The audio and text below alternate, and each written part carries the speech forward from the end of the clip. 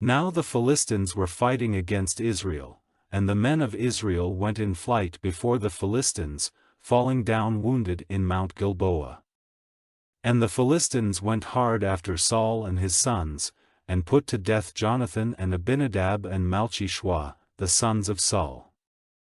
And the fight was going against Saul, and the archers came across him, and he was wounded by the archers. Then Saul said to the servant who had the care of his arms, "Take your sword and put it through me, before these men without circumcision come and make sport of me." But his servant, full of fear, would not do so.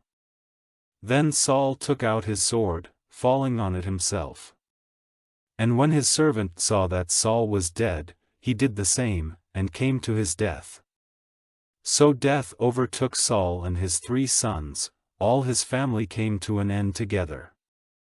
And when all the men of Israel who were in the valley saw that the men of Israel had gone in flight and that Saul and his sons were dead, they went in flight away from their towns, and the Philistines came and took them for themselves. Now the day after, when the Philistines came to take their goods from the dead, they saw Saul and his sons dead in Mount Gilboa.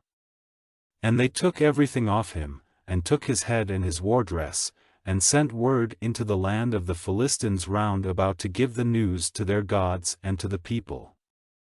And they put his wardress in the house of their gods, and put up his head in the house of Dagon. And when the news came to Jabesh Gilead of what the Philistines had done to Saul, all the fighting men came up and took away Saul's body and the bodies of his sons, and took them to Jabesh, and put their bones to rest under the oak tree in Jabesh, and took no food for 7 days.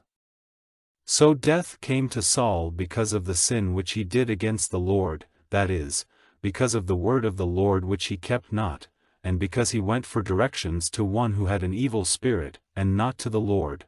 For this reason, he put him to death and gave the kingdom to David, the son of Jesse.